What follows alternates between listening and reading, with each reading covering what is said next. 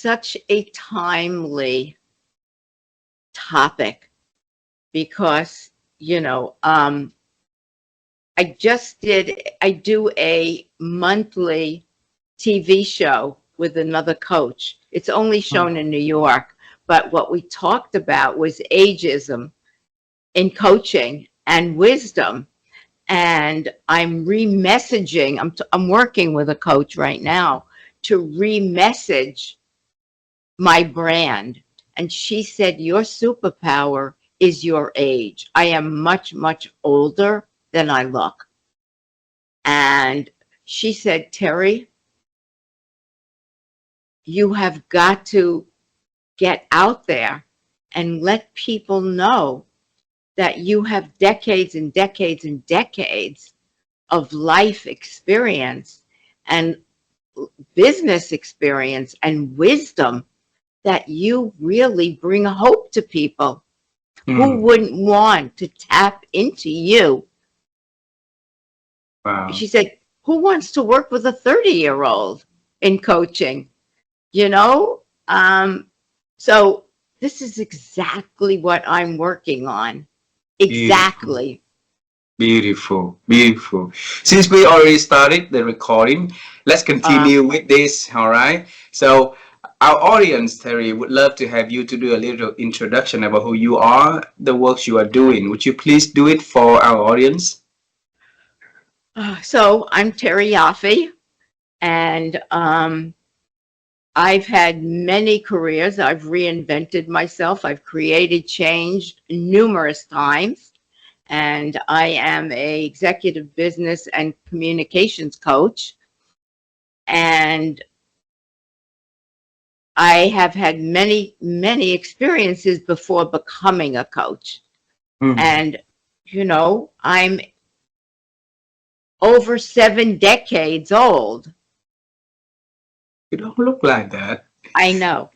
And I talk a lot about creating change, that people think, it's societal norms, especially in America, where you get married at 20, in your 20s, you have a family, you work, and then at 65, you retire, right? That's a societal norm. But people don't have to. They don't have, I never followed societal norms at all. I got married late. I started coaching late. I had many careers before then. And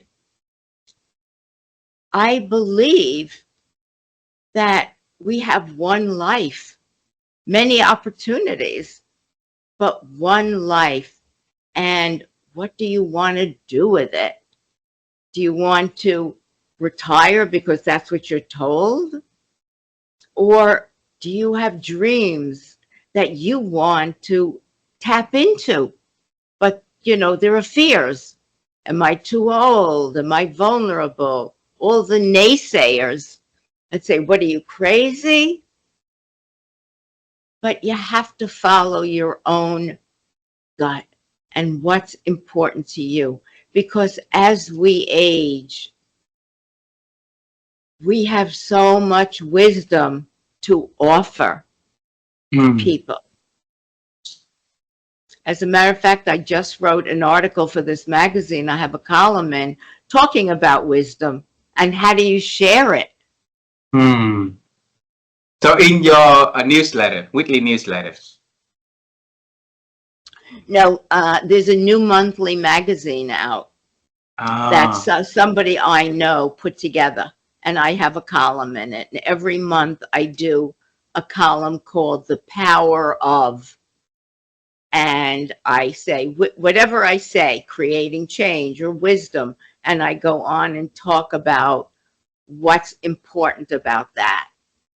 Can you send the link to that magazine for us, for our audience, so that I can share later? I don't know how to do that from here. We can do it later. Okay, yeah. I can send it to you later. Yes. Don't ask me to do too much tech stuff. All righty. So, because this topic today is about aging with wisdom, all right, and we tapped into that conversation a little earlier. I want to go to the very basics of it first. So, in by definition of aging and wisdom, so in your own version of that, what does it mean to you? Wisdom means to me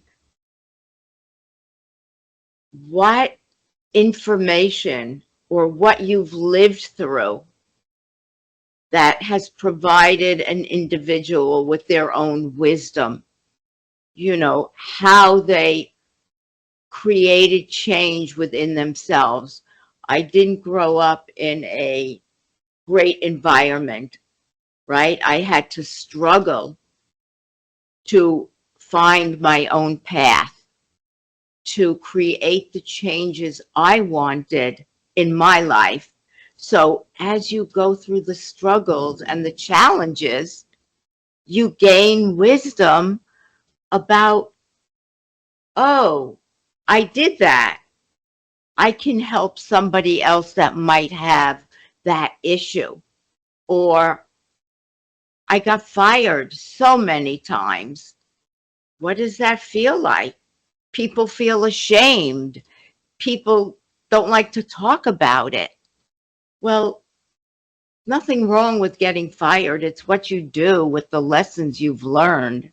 So it's all about lessons that we've learned along the way. And Mm. that creates wisdom for other people. I work with my clients. It's what you accumulate over the years if you're out in the world doing, if you're making the changes you want to. But making changes isn't easy. How do you navigate? How do you do it? Where does it lead you? Because people can make changes and feel downtrodden. It depends on your resilience. It depends on, do you have a growth mindset, meaning your lenses are always open? And as the decades go by,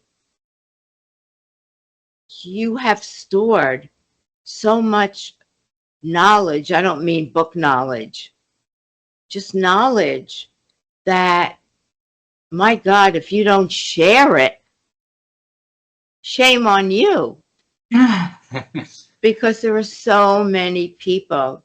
I'm sure your grandfather has a lot of wisdom that he can share. And hopefully he does, because we're living in a different world. Ageism isn't, I think, what it used to mean. I read articles of people in their 60s, 70s, 80s. We're called elderly. The paper will say, oh, an elderly person of 70. Well, that's not fair.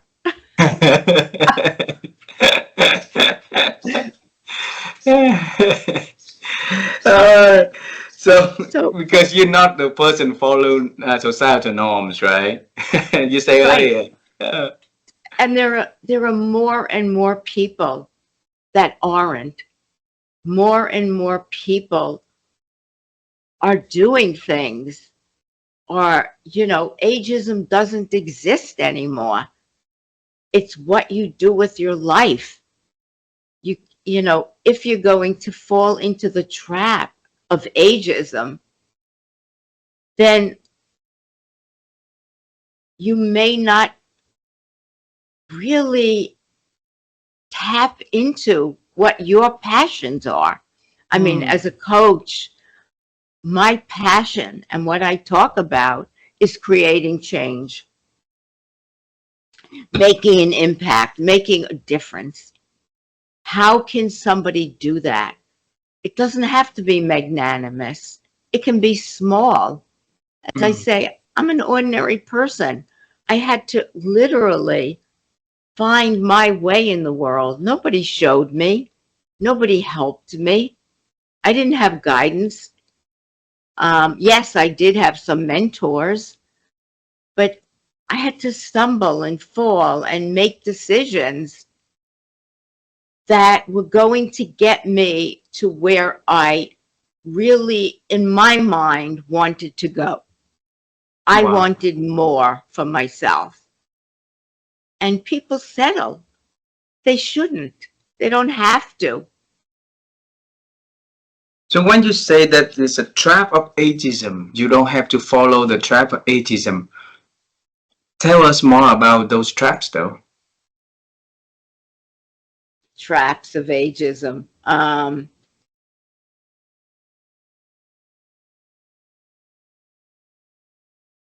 I became a coach Mm. late in life. Late in life. I didn't become a coach at 20 or 30 or 40. I became a coach late. Now, I'm sure there were people that were looking at me and thinking, what is she crazy? Why doesn't she retire? She could travel the world. She can do whatever she wants. And what happens if you don't make it? What happens if you fail? If you listen to others and then you think, oh, maybe they're right. Maybe I shouldn't do it. Mm. If I would have listened to them, I wouldn't be a coach of 20 years. I started a podcast 2.5 years ago. It's in the top 2% globally of all podcasts. Wow. I started this magazine writing. I used to write years ago. So I had an opportunity to do this. I said, yes, that's what I do. I say yes, of course. Why not? What do I have to lose? I think people have these limiting beliefs, right? And these fears, that's the trap, or fears. If I don't look good or I don't, you get older and you say, who cares? Really, you're allowed to say, who cares? So Uh-huh. I don't look good. And now I'm getting back up on a stage to start speaking. Wow. Nothing is stopping me because I have one life and I am going to live it on my terms. And, if more people, it's not that difficult. If somebody wanted to learn to, wanted to start a cooking school in their 70s or whatever, and people said, what are you, crazy? Who's going to come? People said, oh, you're right. I'm not going to do it. So what they do, they let a dream fall onto the cutting room floor and they never pick it up.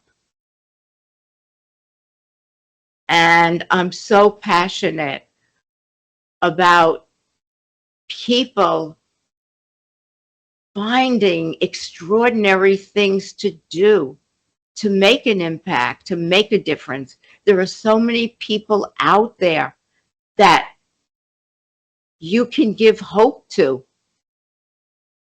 Beautiful. Terry, when you say that wisdom is what we learn along the way when we're faced with setbacks, with challenges, with difficulties, right? In the very same situation, one person we see it differently compared to another person, and one will lead to a lesson learned, like you say, and then one will lead to like a different path, totally different path, which leads to a miserable life, I could say. So what can we help the people to look at the failures, the setbacks, the difficulties, and accumulate and get out of there with great lessons that they can embody to their life and later they can share to others? Yeah, that's true. There are people that will spend their life being woe is me, right? I didn't make it. I didn't do this. I didn't do that. And they never open their lens to say, gee, I did this. That was great. Because they've decided that their persona is like, woe is me, and they live that life when all they have to do is kind of switch a button to say, what am I, crazy? You know, what we look at is a fixed mindset, right? You just go along, eyes straight, or a growth mindset where your lens is open and you're willing to look at the world and say, you know, life is not fair. It never was and it never will be. It just keeps going. It's up to us to create the life we want. And people are afraid, you know, and if one thing doesn't work, okay, maybe something else will. And Wow. I know, I believe deep down, everybody wants to make a difference, wants to make a contribution. Maybe a small one, not have to be a big one, but they can, if you peel away the layers, everyone has a passion, a Mm, dream. beautiful. I wrote a book, A Paradox of Choice.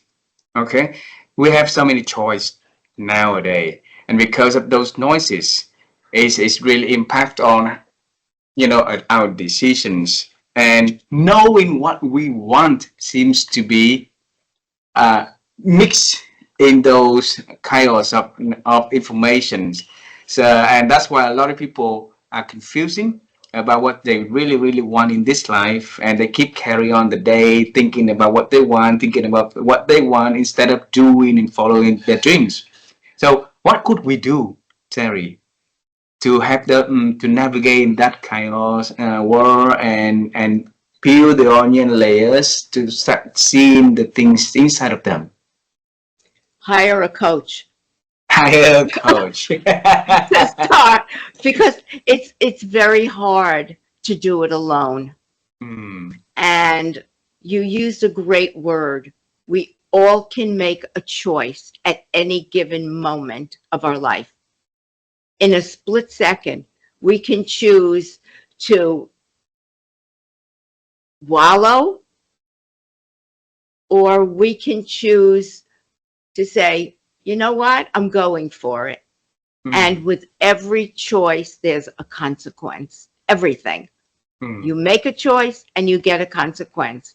If you make the choice to live on the hamster wheel because you're afraid to get off of it, then you've made the choice and the consequence. If you're willing to say, wait a second, and own up to, this is not working for me, I want something else, Hmm. then you've opened a space to start creating change. The minute you're willing to make another choice.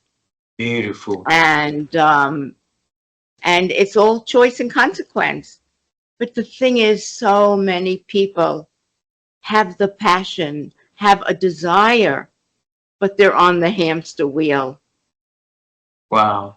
We're gonna get to the hamster wheel in later in this conversation. I want to ask this question before I forgot. Okay, before I forget, because you mentioned earlier that you nobody helped you when you face with challenges, right? And nobody there to guide you. So you have to work your way out and continuing to invent and reinvent in your life, right?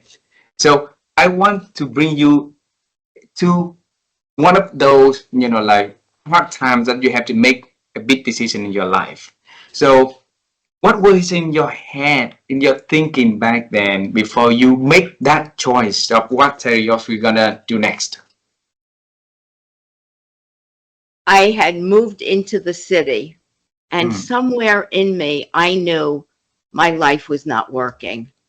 There was something that just wasn't piecing together. I was depressed. And even though I might not have labeled it, I went along and went along. And a friend of mine told me about therapy Mm. and introduced me to a psychiatrist.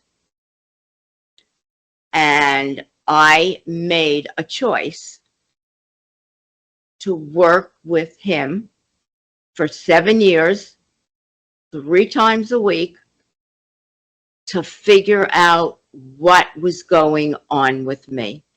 How we all have masks. Mm. We hide.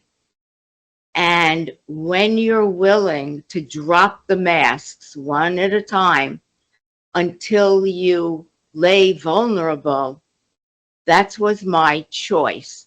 For 7 years, I worked on myself, and it was extremely painful.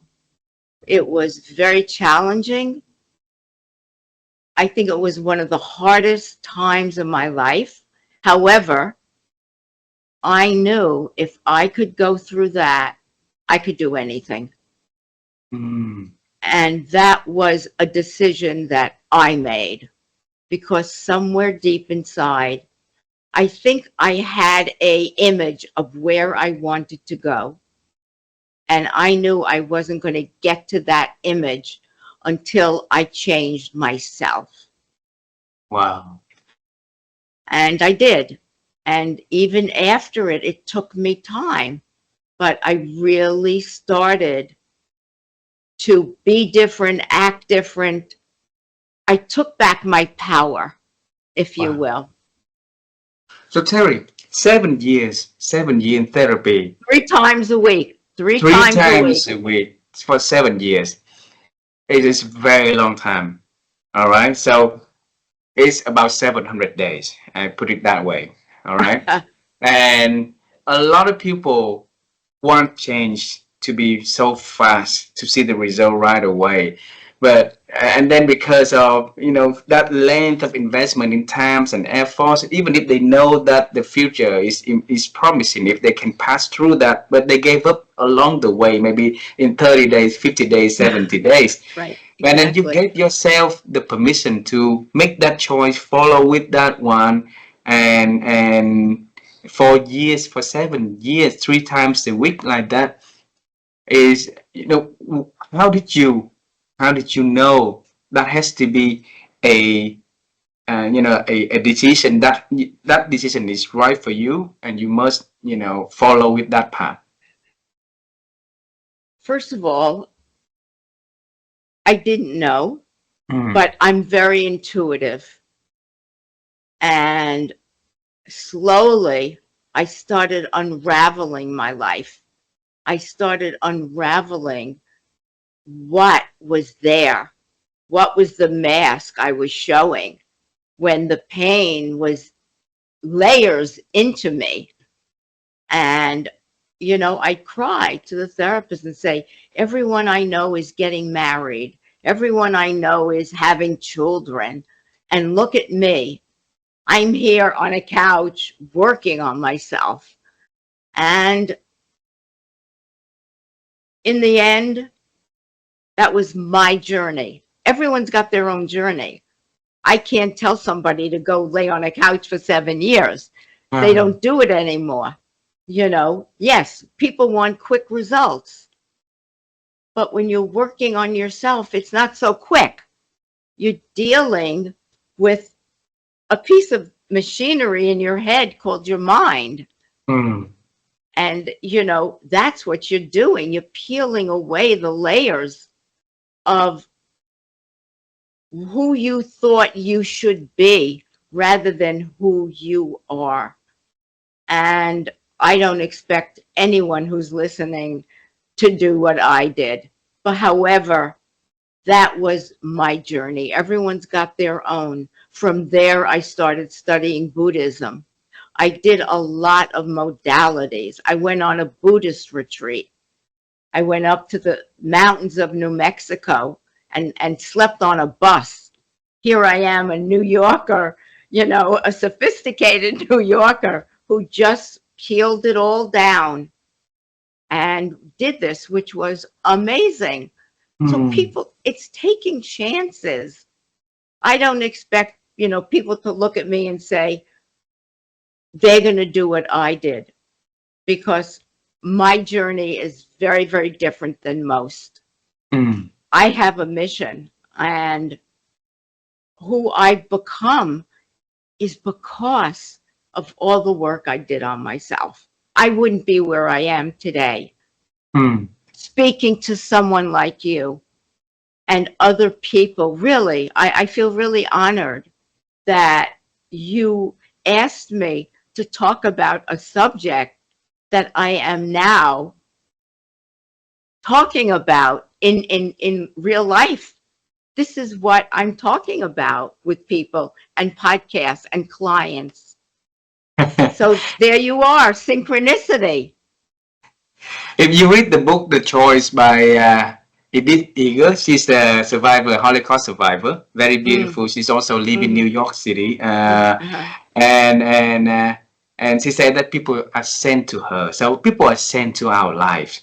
You are the gift that God sent to my life, and I'm honored, to have you as a friend, as a guest on our show, and more than just a guest, it's a friend and it's a family. I love you, of course, and your family. Yeah, thank you. I want to bring you back to the healing process. Okay, I met so many amazing people in my life, and I don't know. I'm not sure whether it's a culture or whether or not it's a personal experience, but it seems like a lot of them having keep the past, the childhood, the traumas and stuff like that hidden and not spoke about it. And because of those things, becoming the pain in the past that keep going on and haunting them at the path of of living. And if they can be just like you, talk to a therapy and having the courage to spend 7 years to go over that amazing, see how amazing they could become. But because those things are the area they didn't want to touch, they didn't want to talk to, so it's really hard to to have a conversation like that. Why is it so hard for great people to talk about those little things that happen in their lives, though? It's not little things, they're big things. Oh. You know, it's an interesting question. For years, I didn't want anyone to know my story until I heard Brene Brown say, if you don't own your story,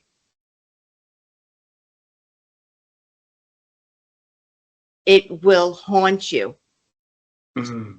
And what I have done is taken my story and turned it into a journey, because all of my wounds, all of my struggles, all of my challenges have made me who I am today.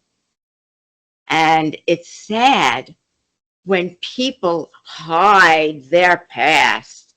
They don't want anyone to know that I'm perfect.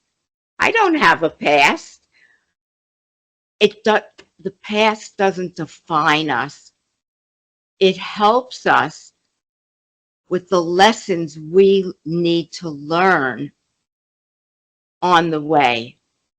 And that's where knowledge and wisdom and life experiences come in, that you've been willing to open your past, to let people know you're human, to let people know you're authentic. You're inauthentic when you're not willing to share who you are at your core. And believe it or not,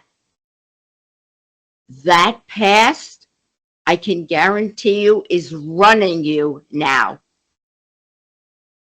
Because your past will run you unless you're willing to crack it open and look at it so it doesn't run you.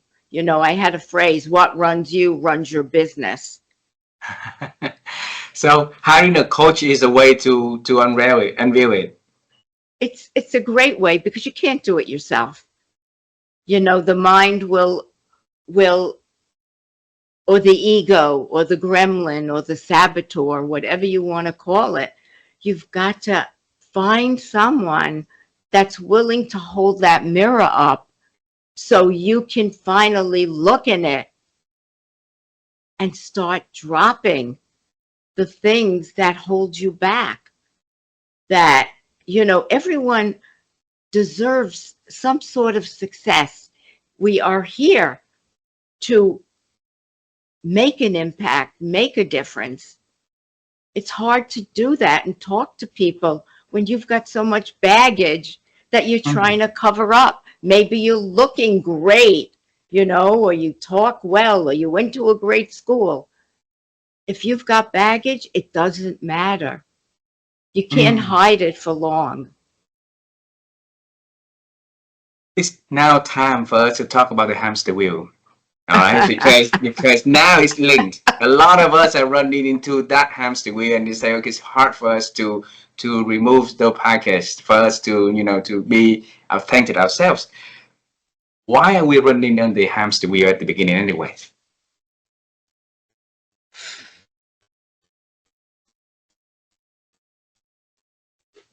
I think, and again, I'm making this up, you know, it's just my philosophy. Might not be everybody's, but it's safe. The hamster wheel is safe. It's it's comfortable. You're living in a comfort zone because you know every day you could be miserable, but every day you know I'm going to work, I'm coming home. You've made a comfort zone for yourself. I was just on a podcast and he called it comfort or courage. You can't have both. You either want to be comfortable or you want to break it and be courageous. They don't fit together. Somebody has to decide what they want in life. And if they want to be comfortable, fine. But they're not going to get the successes they want because you have to step out. You have to be courageous. You have to be willing to fail. You have comfort and then you have courage, right? So you have to pick between the two. One will lead to the consequence, the different consequence anyhow. So for those people who wants to take the courageous path, right? What could they do to break that cycle of running the hamster wheel, accept the falling when the wheel stops, right? And experience the world differently. Not to say that we can't find a comfort zone for a while. You know, for me, getting into bed at night and just tuning out is my comfort zone. Being in my house. So I'm not denying that you shouldn't have some comfort zones. They're necessary. You know, people have to come to their own terms. And if they're not happy in what they're doing, let's say with a job, and they want to become an entrepreneur or they want to change to a different field, they have to be willing to first acknowledge it and say, wait a minute, I'm not happy, and not numb their brain. And I'm not happy. What can I do about it? How can I look at life with a different lens? How can I open the lens and really start to think about what do I want out of my life? That's the first step, to acknowledge. And then either they hire someone who has been down that path to really help them uncover what's holding them back. Fears, it's all fear for everybody. What's that fear? And once we can look at the fear then we can start to look at, okay, what's it going to take for me? It's like somebody that might want to run a marathon. That's easy. And they go to the marathons every year and they cheer and they think about it. They never do it. And then they say, you know what? Next year, I want to be in a marathon. I'm going to do it. They hire a marathon coach. They hire somebody to work with them who say, okay, walk 3 steps today, walk a mile next week, start to do a little running. Can you run a mile? And that takes courage to start to say, this is what I want. That's very courageous. First to put it out there and then to go through the steps of completing. So a year from now, they run the marathon. And what a feeling it is for someone to say, I did it. Oh my God, I did it. If I can do this, I can do a lot of other things. I just use that as an example of, you train. If you want to get another job, you look at what are the skills you have and what do you want to do and what skills have you accumulated over the years that you can add to your resume that can put you in another place. So there's got to be a desire to say, I want to do this. Then there has to be the action that goes with it. Beautiful. And yeah. When did you say, and they continue that, please? No. When I started my podcast, I had no idea. But I did say to myself, if this doesn't work, it doesn't define me. That was the only way. I'm still a good coach. That was the only way I could move forward with my podcast, giving myself permission that if it didn't work, that would be okay. Beautiful. Terry, my wife and I, and a lot of people also have this concern, and I want to ask you about this. Because when you say that if we want to run a marathon, okay, we cannot do on our own. It's best for us to hire a marathon coach or something like that. Somebody that we can put our trust on that could help us to get into the goal that we and can succeed in our goal, right? But in this world we have today, there's so many what's so-called name good ones, but it's not really have what it is to help others. So we have so many, like people can easily name themselves, and like a life coach or whatever, but they don't have what it takes to do it. But from the outlook, from the activities, from the cheerings, so a lot of people will be confused and say, "Oh, it's a really good person. I can rely myself on to get help by this person," but in reality, they could not do it they couldn't have anything or couldn't have much, put it that way. All right. So it's very dangerous. And I would like to pick your thought on how can we help others to pick the right one, the one that can really help them to get to what they want. Oh, that's a loaded question. In a way.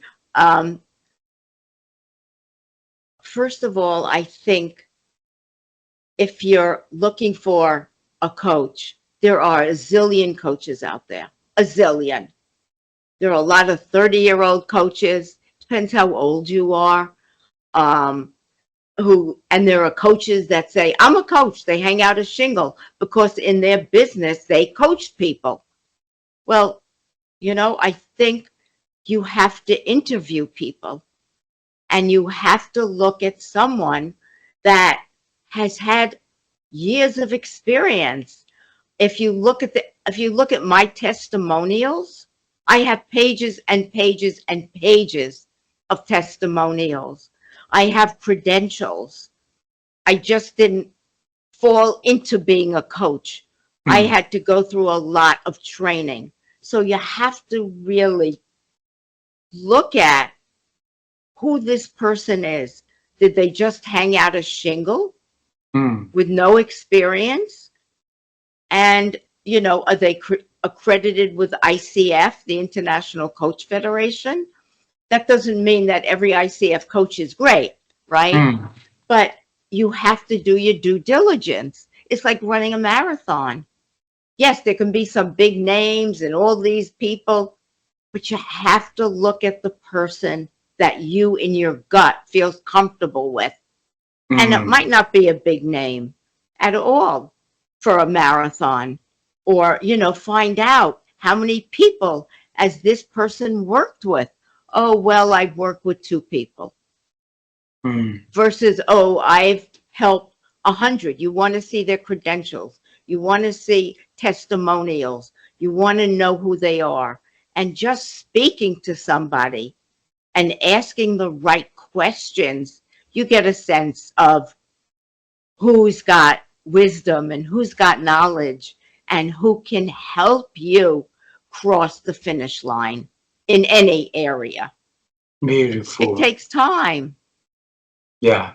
Agree. So you're the one who make you who you are today, and everybody wants to, to become the best version of themselves, like you say, inside of them, right? I want to bring you to that very same chair that you lay down for 7 years. I want to bring you to the last day of the therapy, the day that when you walked out, you become a new person, you become the person who in charge of your life. So on that day, what did you feel? Scared. Okay, why is it? Um, I had been, it's like breaking up a relationship, kind of. You've Mm. been with someone for 7 years. You were protected in a way that was confidential. Mm. And I was ready to go. And he agreed. And now it was time for me to take all of what I learned, and I'd been using it along the way, right? You don't just go to a session and then forget about it. You want to put into practice, which I tell my clients what we talk about. You got to go out and put into practice. You can't just talk. If Mm. you want to learn to advocate for yourself, you got to start doing it. So here I was now taking everything I knew and putting it into practice. And yeah, I fell. I got up. I fell. I did go back when I was getting married for a while. And when my mother died, I went back for a few months, if you Mm. will. Um, and learning is life lesson. You don't stop learning. It doesn't, it's not like a spigot that you can shut it off, right? Mm. You just keep learning if you want to. Every day you can learn something about someone and you can have an aha moment. So I'm a I'm I'm a student. I'm learning. I've been learning all my life. I learned how to navigate life. I've learned how to become who I am. I've learned to say no Mm. when I meant no. I'm not a people pleaser, where a lot of people have all of this and they wonder why life doesn't work for them. And life could.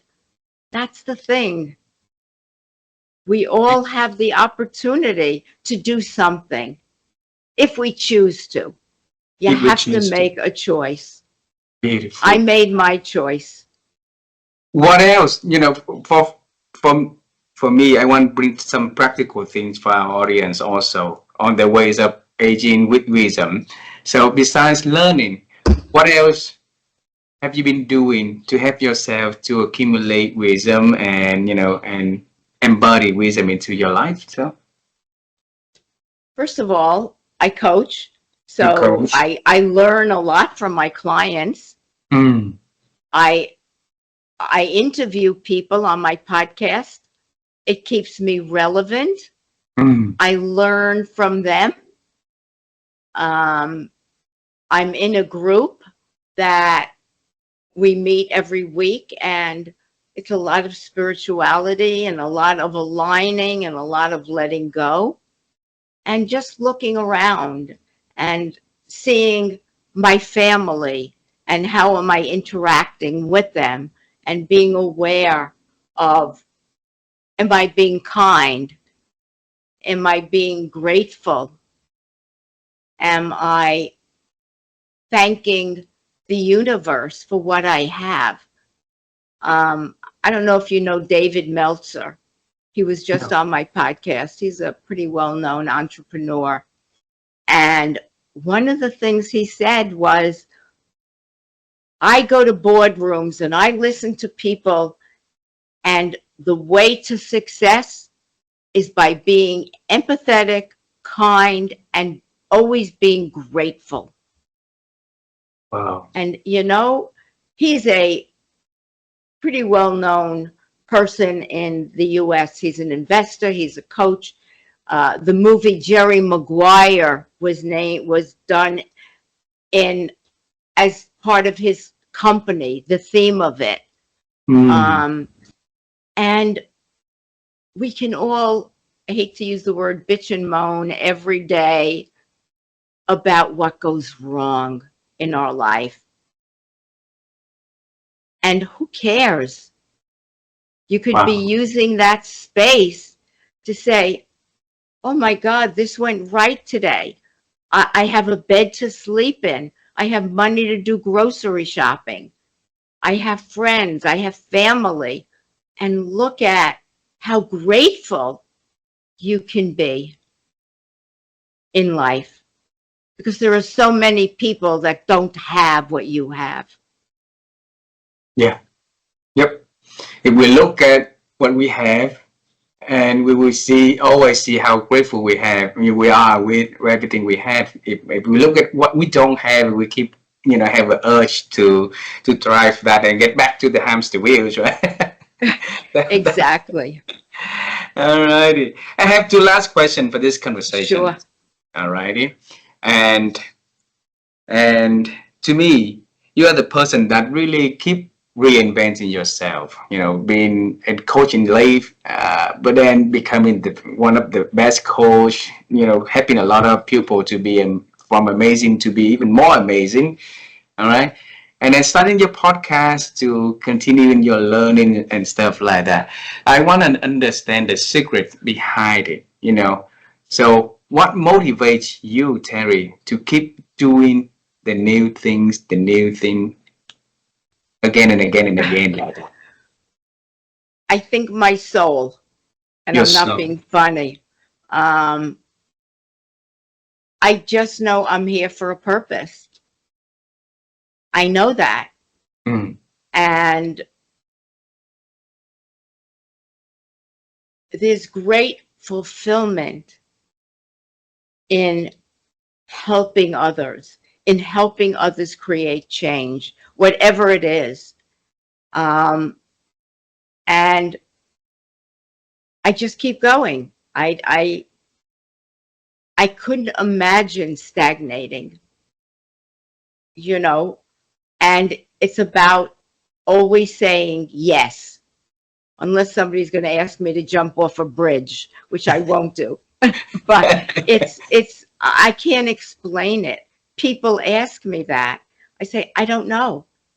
I, my, my purpose in this universe is to just keep going and opening up and helping others and showing others that you don't have to have a limit or a price tag on when it's time to give up. There's no limit, to doing what you want to do. beautiful. So If I answered you, great. I can't answer it. My husband always rolls his eyes and says, another thing you're doing? So I can't answer you. You and I, we have a lot of things in common also, Terry. I enjoy of newness, of learning, expanding, and a lot of the things that I did, nobody understand. Nobody, Right. and they always question, why the heck did you do this? Why did you move to Vietnam? Why and stuff like that? And I say, well, sometimes you don't need to have all the answers. Right. Your gut feeling Exactly. tells you something, and that's how you respond to it, and it give you, and then experiences. The last question, okay? So my wife and I, Terry, has been on the quest to help people to improve their ability to think, because we believe thinking is very important. Because it helps us to set our, our next chapter. If right, we think right. Okay, so over the years, how have you been improved your ability to think?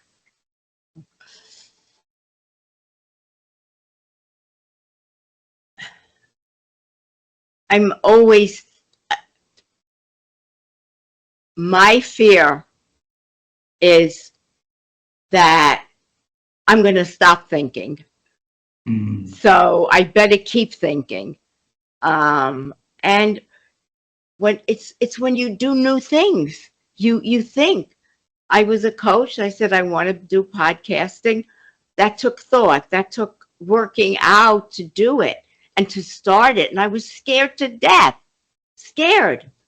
And then, I had the opportunity to write an article. I said, okay, that's going to keep me going and improving my mind.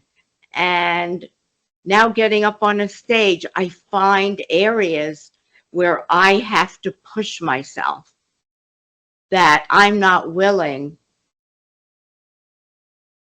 to sit back and watch the world go by. I want to be part of the world as it moves forward. And that's how we connected. Thanks a lot, Terry, for a wonderful morning here, evening in your time. Thanks for the opportunity to knowing you. And I would love to knowing you in person, give you a big hug, and yeah. that would be wonderful. Well, right? It would. So are you going to let people know they can find me if they How can they want? find you? My website, www.trycoaching.com, or you can email me, terry@trycoaching.com. I'm on Facebook, LinkedIn, Instagram. So I'm all over the place. If somebody would like to just have a conversation, that would be wonderful.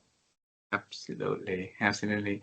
Thanks a lot for spending your Thank evening you. joining our show, and we love you. We love you. Love you And too. Say hi. say hi to your family too, please. I Okay. will. Please take care. Good Bye. night. Bye bye. Bye. Bye.